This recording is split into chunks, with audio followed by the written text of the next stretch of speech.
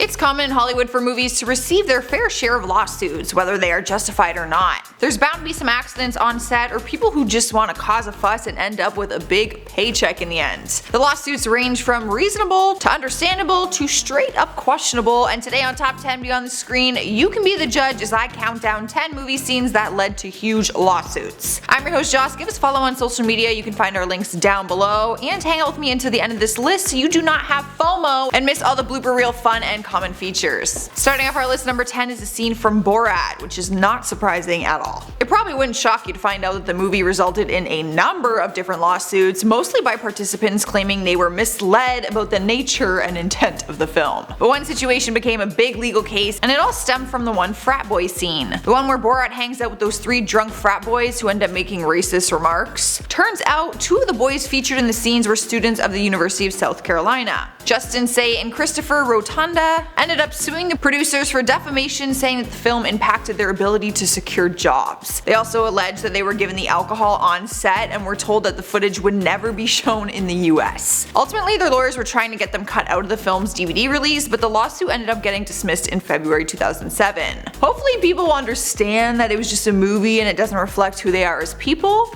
Unless it does, then that's a you issue, because you did that movie, got drunk, and said racist remarks. So like. In at number 9 is The Hangover Part 2, another movie that received several lawsuits. One because a stuntman was injured, but that was settled out of court, and another one when Louis Vuitton tried to sue them for using a fake handbag in one scene, but they were also unsuccessful at their lawsuit. There was one lawsuit that was more bizarre than those, and it had to do with a tattoo. No one could forget the hilarious scene in the movie when Stu wakes up with Mike Tyson's tattoo plastered across the side of his face. Apparently this scene ruffled the feathers of the tattoo artist who originally created the ink for Tyson. Victor Whitmill ended up suing production, saying that the design was copyrighted and that Warner Brothers never asked for permission to use it. But the studio fired back and said that a tattoo resides permanently on a human's face and cannot be included in a copyright law. The artist wanted to prevent the film from being released, but he was rejected. At the end of the lawsuit, Warner Brothers settled with him for a sum of money that has not been disclosed. I tried because I'm just as nosy, and they made minor changes to digitally alter the tattoo in the scenes. Moving on to number 8 spot is a scene from Resident Evil: The Final Chapter. In the 6th and final movie of the series, we see Alice riding her motorcycle across the post-apocalyptic zombie wasteland, and while filming the scene, the stunt woman named Olivia Jackson received life-threatening injuries. While filming the stunt, her motorcycle collided with a camera crane which had been lowered way too early. She was left in a medically induced coma for 17 days, and her injuries included crushed facial bones, severed neck artery, broken ribs, a disfigured face, torn fingers, nerve damage in her spinal cord, and the amputation of her whole left arm.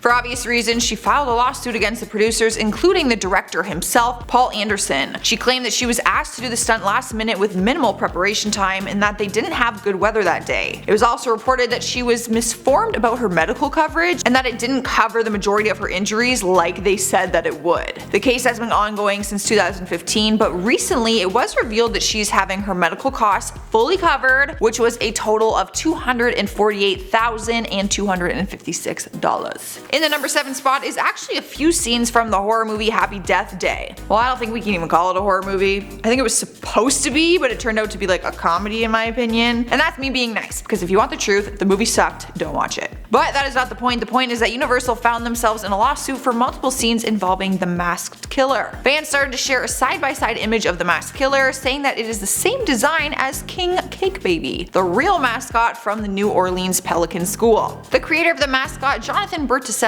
sued Universal, claiming they used the mascot without permission. Not only was he seeking half of the existing profits from the 2 current films, but he also wanted 50% of future proceeds. The lawsuit is still ongoing, but in the court of social media, it is a divided split. Some fans think the resemblance is uncanny, while others believe it's not close enough to the original. What do you guys think? Look at the picture and tell me in the comments. Sliding into number 6 is a scene from American Hustle that caused a whole lot of unnecessary drama. This has to be the most ridiculous one on our list today. A lawsuit came from a microwave. The movie received 10 Oscar nominations, but it was also handed a lawsuit due to a scene that focused on the use of a microwave. It's the scene when Rosalind tells her husband Irving that she reads an article by Paul Brodeur claiming that microwaves remove the nutrition from food. Brodeur is an actual science writer for The New Yorker, and he has in fact published books on the apparent inherent dangers of microwave radiation. Yet for some reason he sued the film's production team, saying that he never suggested that microwaves reduce the nutrition of the food and that they used a false claim to his work. He sued for $1 million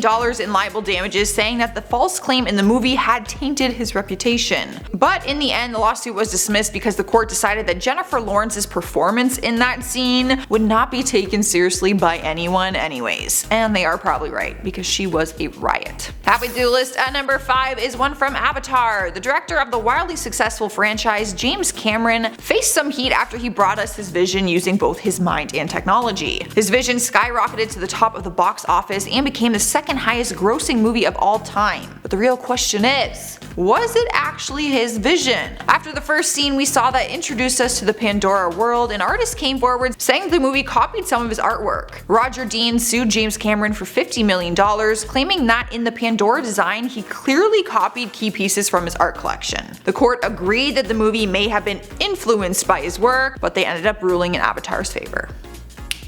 Here we are at number 4 with The Devil's Advocate. The famous 1997 movie starring Al Pacino has gone down in cinema history, but so did the lawsuit it had against the production team. It all came from a movie scene in which we see that Al Pacino's character has some human sculptures in his apartment. One important scene in the movie features them, so it's not like they were just lost in the background somewhere. An artist named Frederick Hart thought they were similar to the piece of his called Ex Nihilo. His piece was built in Washington, D.C.'s Episcopal National Cathedral, so he teamed up with the cathedral and they both sued Warner Brothers. They ended up coming to an agreement, and Warner Brothers edited the offending scene for the home video release. They edited out the sculptures and put a sticker on the VHS copy saying that there is no relation to the artwork. Coming in at number 3 is a scene from Couples Retreat. You may have forgotten about the 2009 rom-com movie, but there is a scene in the movie that probably stuck with you. And coincidentally enough, it is the scene that resulted in a lawsuit. It's the one where the character Joey masturbates using a pamphlet that features a former model, Irina Krupnik. The model ended up filing a $10 million lawsuit against them for invasion of privacy and misappropriation of likeness. She claimed that she signed a contract for the release of the photo a decade before the movie was made. She was actually paid $1,500 for the release, but said she never agreed for it to be used as any kind of pornographic context. The judge ended up throwing out the case and said that she signed a complete release on the picture 10 years prior, which means it could be used in any context because it was released. He also pointed out that she was posing in a bikini, so she would have to be naive to the fact that it could be used as a sexualized or erotic image. And for the record, she's also done nude photo shoots in her past career, which the court thought was hypocritical. Which it kind of is. Taking over the number 2 spot is Ghostland. The indie horror film came out in 2018 and was hit with a big lawsuit after a horrible on-set accident that took place during one of the scenes. The 19-year-old actress Taylor Hickson played a young version of the character Vera and ended up with a disfigured face after filming a scene. In the scene, her character was banging on a glass window. She was instructed to pound harder on the glass by the director, and it shattered in her face, causing her to fall through the window. She was rushed to the hospital and had to receive 70 stitches in her face alone. She was left with permanent scarring on her face and sued the production team, claiming that she's lost work due to her injuries. She also said that they didn't take the basic steps to create a safe filming environment, like using safety glass or stunt doubles. The lawsuit is still ongoing, but the producers were insensitive when it comes to marketing the movie, and they used a picture of a girl with a fractured face similar to hers.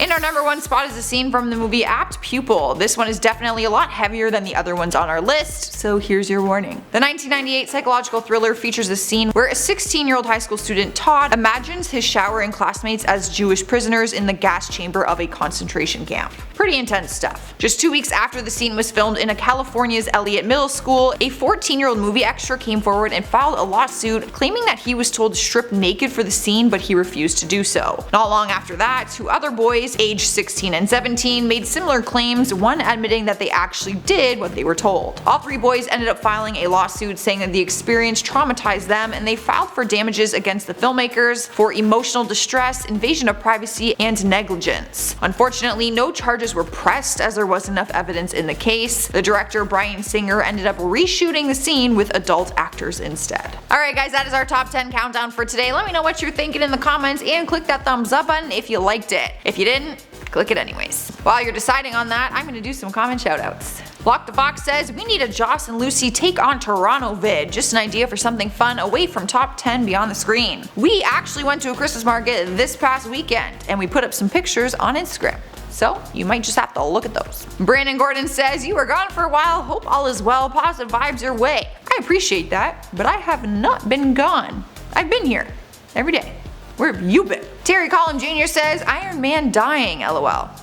That is right. That was actually a really sad scene to watch, and it probably should have been on my list, because I cried. Andrew Carey Sr. says, this one's going to be sad AF more than likely, but I love you guys and will push through just to spend a little time with you guys though.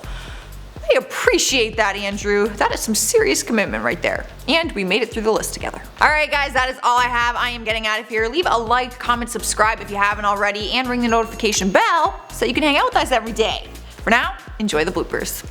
Came forward saying that the movie copied some of his art. Whoa, what happened there with my tongue?